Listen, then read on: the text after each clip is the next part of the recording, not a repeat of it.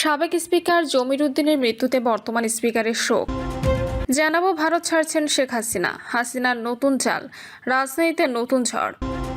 বৃষ্টির পানিতে ভাসছে কোটি কোটি টাকার পণ্য। লজ্জা থাকলে শেখ হাসিনা ওই মুখ দেখাতেন না, বললেন সার্জিস। এবং সর্বশেষ জানাবো বৃষ্টি কমবে কবে, জানালো আবহাওয়া অধিদপ্তর। দর্শক শুনছিলেন সংবাদ শিরোনাম, এবার জানিয়ে দিব বিস্তারিত সংবাদ। তবে তার আগে অনুরোধ থাকবে ভিডিওটিতে একটি লাইক দিন এবং ভিডিও সম্পর্কে আপনাদের গুরুত্বপূর্ণ মতামত কমেন্ট করে জানিয়ে দিন। সাবেক স্পিকার জমির উদ্দিনের মৃত্যুতে বর্তমান স্পিকারের শোক।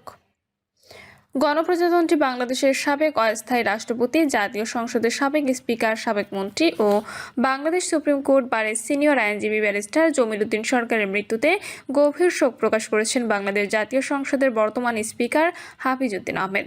সংসদ সচিবালয় জানায়, ব্যারিস্টার জমির উদ্দিন সরকার 1931 সালের 1 ডিসেম্বর পঞ্চগড় জেলার তেঁতুলিয়া উপজেলায় নয়াবাড়ি গ্রামে জন্মগ্রহণ করেন এবং আজ 12 জুলাই রাজধানীর একটি হাসপাতালে মৃত্যুবরণ করেন। ইন্না লিল্লাহি ওয়া ইন্না ইলাইহি রাজিউন। মৃত্যুকালে তার বয়স হয়েছিল 95 বছর। এক শোকবার্তায় জাতীয় সংসদের স্পিকার হাফিজ উদ্দিন আহমেদ মরহুমের বিদেহী আত্মার মাগফিরাত কামনা করেন এবং তার শোক সন্তপ্ত পরিবারের প্রতি দুঃখ প্রকাশ ও গভীর সমবেদনা জ্ঞাপন করেন। ভারত ছাড়ছেন শেখ হাসিনা, হাসিনার নতুন চাল, রাজনীতিতে নতুন ঝড়। ডিসেম্বরে দেশে ফিরবেন, আর ফিরেই আদালতে আত্মসমর্পণ করবেন ক্ষমতাচ্যুত প্রধানমন্ত্রী শেখ হাসিনা। এবার রয়টার্সকে দেওয়া টেলিফোন সাক্ষাৎকারে দাবি করেছেন তিনি শুধু একাই নন, আওয়ামী লীগের পলাতক নেতাকর্মীদের নিয়েও বাংলাদেশে ফিরে আদালতে আত্মসমর্পণ করতে চান। রয়টার্সের তথ্য অনুযায়ী বৃহস্পতিবার গভীর রাত থেকে শুক্রবার পর্যন্ত প্রায় 1 ঘন্টার টেলিফোন সাক্ষাৎকারে শেখ হাসিনা বলেন, আওয়ামী লীগের প্রায় সব নেতাকর্মীর বিরুদ্ধেই মামলা হয়েছে, অনেকে আত্মগোপনে আছেন, তাই তিনি তাদের উদ্দেশ্যে বলেছেন, আমি দেশে ফিরছি, তোমরাও এসো, আমরা সবাই একসঙ্গে আদালতে আত্মসমর্পণ করব। তবে এই ঘোষণার সঙ্গে একটি বড় কিন্তুও রয়েছে। ডিসেম্বরে ঠিক কবে ফিরবেন, কোন আদালতে আত্মসমর্পণ করবেন কিংবা কিভাবে দেশে প্রবেশ করবেন, এইসব বিষয়ে তিনি কোনো নির্দিষ্ট তথ্য দেননি। এমনকি এ নিয়ে ঢাকার সঙ্গে কোনো ধরনের যোগাযোগও হয়নি বলে জানিয়েছেন। 24-এর গণঅভ্যুত্থানের মুখে ভারত চলে যাওয়ার পর শেখ হাসিনা দেশে ফেরার আলোচনায় একাধিকবার সামনে এসেছে। সম্প্রতি ভারতীয় একটি সংবাদ মাধ্যমও তার বরাত দিয়ে চলতি বছরের ফেরার সম্ভাবনার খবর প্রকাশ করেছিল। তবে এবারই প্রথম তিনি সরাসরি আন্তর্জাতিক সংবাদ মাধ্যমকে টেলিফোনে সাক্ষাৎকার দিয়ে আত্মসমর্পণের পরিকল্পনার কথা বললেন। বর্তমানে মানবতা বিরোধী অপরাধের একটি মামলায় মৃত্যুদণ্ডপ্রাপ্ত আসামি শেখ হাসিনা। একই মামলায় সাবেক স্বরাষ্ট্রমন্ত্রী আসাদুজ্জামান খান কামালের বিরুদ্ধে মৃত্যুদণ্ডের রায় রয়েছে। এছাড়া জুলাই আন্দোলন ও দুর্নীতি সহ বিভিন্ন অভিযোগে তার বিরুদ্ধে শত শত মামলা বিচারাধীন। শেখ হাসিনা অবশ্য দাবি করেছেন, দেশে তার বিরুদ্ধে চলা বিচার প্রক্রিয়া প্রহসনমূলক এবং আদালতেই সেটি প্রমাণ করতে চান। সাক্ষাৎকারে তিনি আরও বলেন, বাংলাদেশ সরকার তাকে ভারত থেকে ফিরিয়ে আনতে একাধিকবার চিঠি পাঠিয়েছে, তবে তিনি নিজেই দেশে ফিরতে চান। একই সঙ্গে গ্রেপ্তার বা কারাবাস নিয়ে উদ্বিগ্ন নন বলেও মন্তব্য করেন। তার সেই সাক্ষাৎকারে আরও বলেন, অতীতেও তিনি একাধিকবার কারাবরণ করেছেন। শুধু দেশে ফেরা নয়, নিষিদ্ধ ঘোষিত আওয়ামী লীগকে আবার রাজনীতিতে সক্রিয় করার পরিকল্পনার কথাও জানিয়েছেন শেখ হাসিনা। তিনি দাবি করেন, দলের পুনর্গঠনের অংশ হিসেবে ইতিমধ্যে 300 সংসদীয় আসনের মধ্যে 125টি আসন নিয়ে অনলাইন বৈঠক করেছেন। নির্বাচনে অংশ নিতে না পারলে আওয়ামী লীগের রাজনৈতিক অধিকার জনগণের হাতে ছেড়ে দেওয়ার আহ্বান জানান তিনি। অন্যদিকে শেখ হাসিনার এই ঘোষণার পর প্রতিক্রিয়া জানিয়েছে বিএনপি। প্রধানমন্ত্রীর রাজনৈতিক উপদেষ্টা, বিএনপি জ্যেষ্ঠ যুগ্ম মহাসচিব রুহুল কবির রিজভী বলেছেন, শেখ হাসিনা দেশে ফিরবেন কি ফিরবেন না সেটি তার ব্যক্তিগত ও দলীয় সিদ্ধান্ত। তবে জুলাই গণঅভ্যুত্থান, হত্যাকাণ্ড সহ বিভিন্ন মামলায় বিচার চলমান রয়েছে এবং আদালতই তার ভবিষ্যৎ নির্ধারণ করবে। রাজনীতিতে কখনো ঘোষণাই সবচেয়ে বড় ঘটনা, কখনো আবার ঘোষণার চেয়ে বড় হয় তার বাস্তবায়ন। বৃষ্টির পানিতে ভাসছে কোটি কোটি টাকার পণ্য। টানা 2 দিনের বৃষ্টিতে যশোরের বেনাপোল বন্দরের কয়েকটি শেডে জলাবদ্ধতার সৃষ্টি হয়েছে। এই শেডগুলোর মধ্যে থাকা আমদানিকৃত মালামাল পানিতে ভাসছে। এই কারণে আমদানিকারকরা কোটি কোটি টাকার ক্ষতির শঙ্কায় রয়েছেন। গত শুক্রবার থেকে বিরামহীনভাবে বৃষ্টি হচ্ছে বেনাপোল সহ গোটা শার্শা অঞ্চলে। একটানা বৃষ্টিতে বেনাপোল বন্দরের 3 নম্বর গেটের কয়েকটি শেডের মধ্যে পানি ঢুকে তলিয়ে গেছে বিভিন্ন ধরনের আমদানিকৃত মালামাল।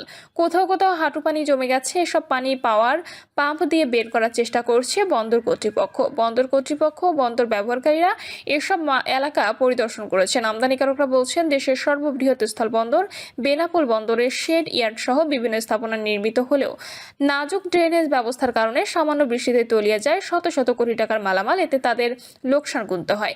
বেনাপোল কাস্টমস C&F এজেন্টস অ্যাসোসিয়েশনের সিনিয়র সহসভাপতি মহসিন মিলন বলেন, স্থানীয় বন্দর ব্যবহারকারী সংগঠনগুলো দীর্ঘদিন ধরে নানা অব্যবস্থাপনার কথা বলে আসলেও বন্দর কর্তৃপক্ষ কোনো কথা আমলে না নেওয়ার প্রায় শতাধিক আমদানিকারক সব হারিয়ে পথে বসার উপক্রম হয়েছে।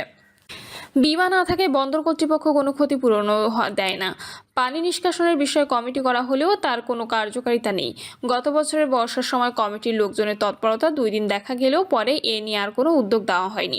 বেনাপোল বন্দরের আমদানি রপ্তানিকারক সমিতির সাধারণ সম্পাদক ও ব্যবসায়ী জিয়াউর রহমান বলেন, বন্দরে পানি নিষ্কাশনের ব্যবস্থা না থাকায় চলাচলে মারাত্মক অসুবিধা হচ্ছে। কয়েকটি পণ্যবাহী পণ্যাগারে পানি ঢুকে অনেক আমদানিকারকের কোটি কোটি টাকার মালামাল পানিতে ভিজে নষ্ট হয়ে গেছে। বন্দরের ভাড়া প্রতি বছর বাড়লেও তারা বন্দরের উন্নয়নে কোনো উদ্যোগ নিচ্ছে না। অধিকাংশ অবকাঠামো দীর্ঘমেয়াদী পরিকল্পনা ছাড়া তৈরি হওয়ায় বৃষ্টির সময় জলাবদ্ধতা তৈরি হচ্ছে। বারবার আশ্বাস দিলেও স্থায়ী সমাধান করা হচ্ছে না। C&F এজেন্ট স্টাফ অ্যাসোসিয়েশনের সাধারণ সম্পাদক বদরুজ্জামান বনি জানান, অপরিকল্পিত উন্নয়ন ও পানি নিষ্কাশনের ব্যবস্থা না থাকায় এই অবস্থার সৃষ্টি হয়েছে। দেশের সর্ববৃহৎ স্থলবন্দর হলো বেনাপোল। সরকার এই বন্দর থেকে বছরে প্রায় 10,000 কোটি টাকার রাজস্ব আদায় করে থাকে। এ নিয়ে ব্যবসায়ীরা একাধিকবার বন্দরের কাছে অভিযোগ করলেও কার্যকর কোনো উদ্যোগ গ্রহণ করা হয়নি। এত বড় বাণিজ্যিক স্থাপনা বছরের পর বছর এই দুর্দশা চললেও সরকারের কোনো পদক্ষেপ না নেওয়ায় দুর্ভাগ্যজনক। বৃষ্টির পানি পণ্যাগারে ঢুকে মালামাল ভিজে নষ্ট হলে লোকসানের শিকার হতে হয় আমদানিকারকদের। বেনাপোল স্থলবন্দরের উপপরিচালক কাজী রতন বলেন, বৃষ্টিতে বেশ কিছু শেডে পানিতে মালামাল ভিজেছে। পাওয়ার পাম্প দিয়ে পানি নিষ্কাশনের কাজ চলছে। তবে টানা 2 দিন বৃষ্টি হওয়ায় কিছুটা বেগ পেতে হচ্ছে।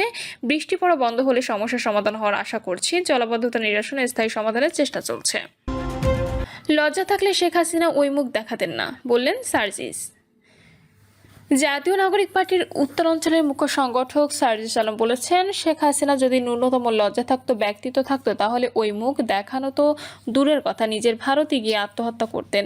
সার্জিস বলেন, পৃথিবীর ইতিহাসে কোনো স্বৈরাচারের পতন হওয়ার পরে পৃথিবীর হাজার হাজার বছরের ইতিহাসে কেউ কোনোদিন ফিরে আসে না। এই বাংলার ইতিহাসে সর্বশেষ লক্ষণ সেন পালিয়ে গিয়েছিল, তিনি কোনোদিন ফিরে আসেননি। বিগত 800 বছরের ইতিহাসে শেখ হাসিনার মতো এভাবে আর কেউ কখনো পালিয়ে যায়নি। তার যদি ব্যক্তিত্ব থাকতো তাহলে ওই মুখ দেখানো তো দূরের কথা, নিজে ভারতে গিয়ে আত্মহত্যা করতেন। তিনি বলেন, শেখ মুজিবুর রহমান 1971 সালে মুক্তিযুদ্ধের পূর্ব পর্যন্ত 23 বছরে তার গুরুত্বপূর্ণ অবদান রয়েছে, কিন্তু স্বাধীনতার পর থেকে তিনি বাংলাদেশে আসার পর 72 থেকে 75-এ যে মানুষটি হতে পারত অসংবাদিত নেতা, সেই মানুষটা ধীরে ধীরে স্বৈরাচারের বীজ বপন করা শুরু করলো। বাংলাদেশে প্রথম স্বৈরাচারের বীজ 72-এর 10 জানুয়ারিতে বপন করা হয়েছিল। তিনি বলেন, 24 গণঅভ্যুত্থানের আগে বাংলাদেশ মিডিয়াগুলো আওয়ামী লীগ নিয়ন্ত্রণ করে। কোন সংবাদ যাবে, কোনটা যাবে না, কোনটা আওয়ামী লীগের পক্ষে সাফাই গাইবে, কোনটা একজন আলেমের উপর অত্যাচারকে জঙ্গিবাদ হিসেবে দেখাবে, সব শেখ হাসিনা তার পেটুয়া বাহিনীর স্ক্রিপ্ট লিখে দিত। বৃষ্টি কমবে কবে, জানালে আবহাওয়া অধিদপ্তর। দক্ষিণ পশ্চিম মৌসুমী বায়ুর প্রভাবে সারা দেশে বৃষ্টি হচ্ছে কয়েকদিন ধরে। কোথাও কোথাও ভারী থেকে অতি ভারী বৃষ্টিতে দুর্ভোগে নেমেছে জনজীবন। রাজধানীর বিভিন্ন স্থানে পানি জমে তৈরি হয়েছে জলাবদ্ধতা। চট্টগ্রাম ও কক্সবাজার জেলায় কয়েকটি উপজেলায় বন্যা দেখা দিয়েছে। এদিকে আবহাওয়া অধিদপ্তর জানিয়েছে, রোববারও দেশের 8 বিভাগে বৃষ্টি অব্যাহত থাকতে পারে। তবে বৃষ্টির প্রবণতা থেকে কিছুটা কমতে পারে। সপ্তাহের প্রথম কার্যদিবসে সকাল থেকেই রাজধানীতে তুমুল বৃষ্টি। টানা বৃষ্টিতে চরম দুর্ভোগে পড়েছেন অফিসগামী মানুষ। ঢাকায় দিনভর থেমে থেমে বৃষ্টি অব্যাহত থাকতে পারে বলে জানিয়েছে আবহাওয়াবিদ। প্রিয় দর্শক, এই ছিল এখনকার সর্বশেষ সংবাদ। আপডেট সব সংবাদ পেতে চ্যানেলটি সাবস্ক্রাইব করে বেল আইকনটি ক্লিক করে রাখুন।